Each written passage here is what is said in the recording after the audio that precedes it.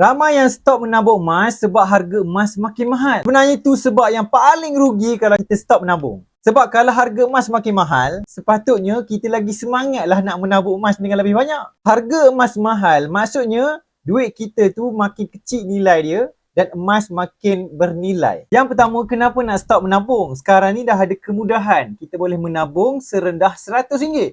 Tak perlu nak ada RM5,000, tak perlu nak tunggu ada RM10,000. Nak tunggu bonus, barulah nak beli emas. Yang penting konsisten menabung dengan berapa bajet kita ada. Dan saya rasa ramai yang stop menabung ni sebab dia tak ada tujuan. Dia simpan emas hanya ikut-ikut saja. Jadi kita kena faham, bila kita beli emas, maksudnya kita menyimpan duit dalam bentuk yang berbeza. Bukan semata-mata kita tengok harga emas mahal, murah. Sebab ramai daripada kita yang tak ada saving lagi. Yang 3 bulan gaji pun belum ada dalam simpanan. Jadi bila dah ada emas, simpanan kecemasan tu dah tak ada masalah lah. Jadi kalau nak berjaya dengan simpanan emas, fokus kepada pertambahan gram emas. Setiap bulan tu beli je ikut bajet kita. Sebab dekat akaun Masgap tu kita boleh setkan secara auto debit. Menabung secara auto, bila dapat gaji terus tolak dulu dalam bentuk emas. Selebihnya tu baru kita belanja. Jadi siapa yang berminat nak menabung emas, nak bertambah baik kewangan dia, nak bertambah kaya setiap bulan, boleh ambil tindakan hari ni, pergi dekat profil saya ada pautan,